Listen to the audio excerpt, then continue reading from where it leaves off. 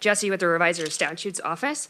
House Bill 2007, as introduced, required that once a child was removed from the home, that a permanency hearing occur 9 months after the date of that removal, and then not less frequently than every 9 months thereafter. So current law is 12 months for both of those items, and the underlying bill was 9 and 9.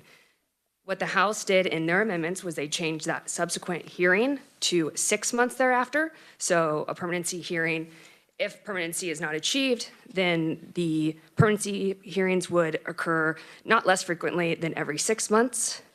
So that was the House amendment. And then in the Senate committee made some technical language cleanup in section 1, D2, D3, E4I, K4. And these are items related to consistent usage of adoptive parent, placement, child in need of care. And then on the floor, there was an amendment to the bill on page 3 in line 16 that after that reference of the 9 months from the date and then every 6 months thereafter, a requirement that a permanency hearing shall not be held until a child's biological parent or other interested parties have provided confirmation to the court that the secretary has made reasonable efforts for reintegration. So that was the floor amendment, and then in addition to that, it also included the word reintegrate on page 1 in line 27. So that is the bill as it stands before the conference committee today. Okay, thank you. And do you have anything to add to that, Senator Gossage? On the Senate committee as a whole, the amendment was brought, since we didn't have an opportunity to talk to DCF about this amendment, and I have since had a conference with the senator that brought the bill and understands there could be some issues with that. So the Senate position is willing to accede to the House position. I believe that there might be another amendment to address that. Yes, and if we can go ahead and pass that amendment out at this time.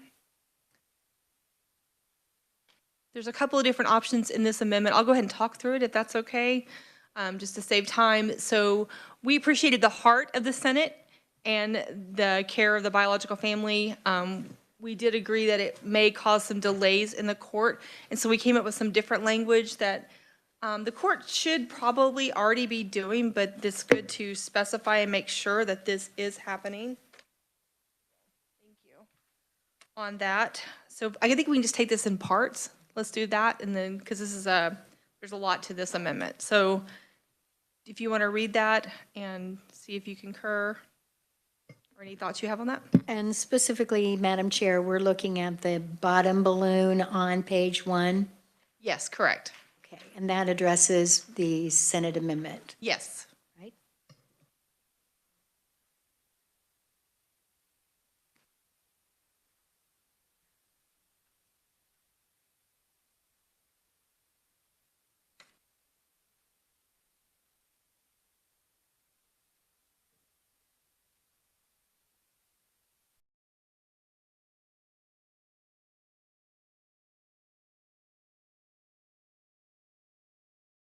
Madam Chair, we concur with this amendment. Okay, great.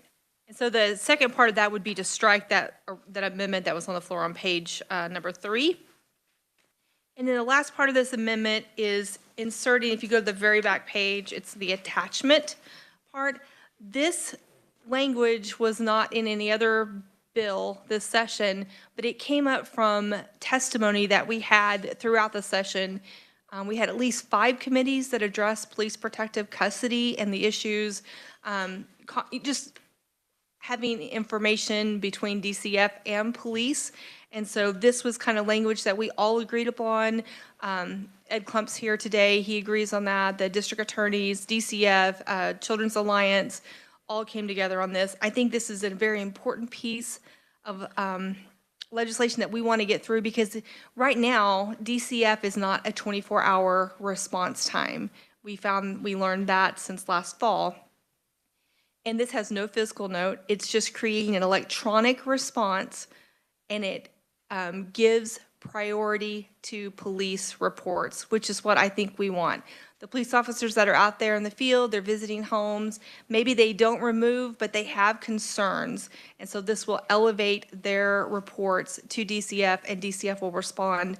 And it says that they shall initiate an investigation and within 24 hours visit that family or make contact with that family somehow.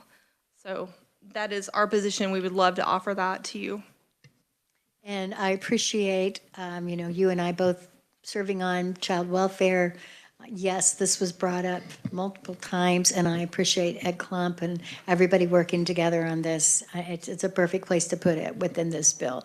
And now I'll confer with my colleagues.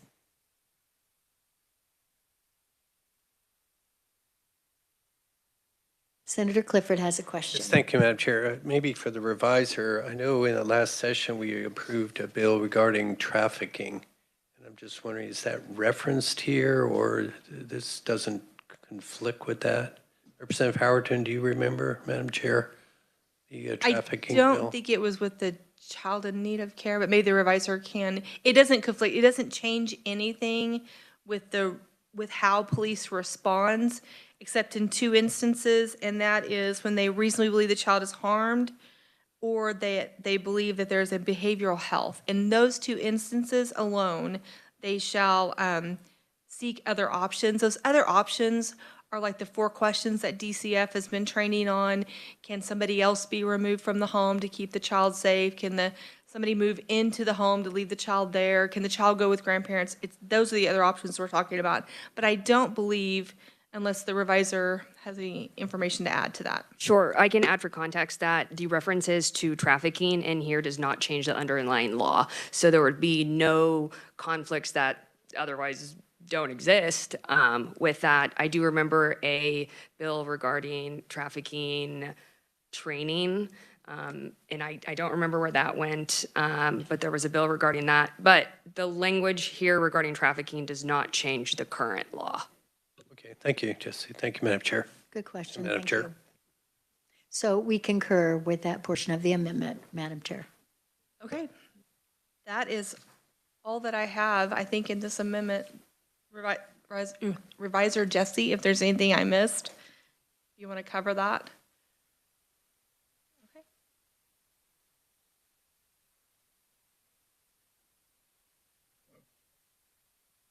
As Revisor Pringle only asks for leeway on discretion, for grammatical items, conforming title amendments, and repealers, the usual. Yes, we concur to that. The usual shenanigans that they try to pull at the revisor's office. Correct grammar, that's very important. We appreciate that. Only teasing, of course. Yes, no, they do a great job, and we appreciate you very much. I think that's, is there anything else we need to do in conclusion? Sorry, not used to leading these charges. As always, we'll have a conference committee report probably in the next few days to get everyone's signatures, and so we'll find you and gather those signatures. Okay. Madam Chair, if I may ask, because House Bill 2311 is in committee, and in the conference committee, if we would address that at some point. Yeah, so I haven't concurred or non-concurred. It's sitting on my desk, and I'm going to, I plan to concur with that. All right. And so I'll do that as soon as I get back to my desk. Thank you. That's the Any only minute other now. thing we had. Okay, Thank you very much. thank you. And good work, by the way. We appreciate it. We're adjourned, I guess I have to say that. Thank you.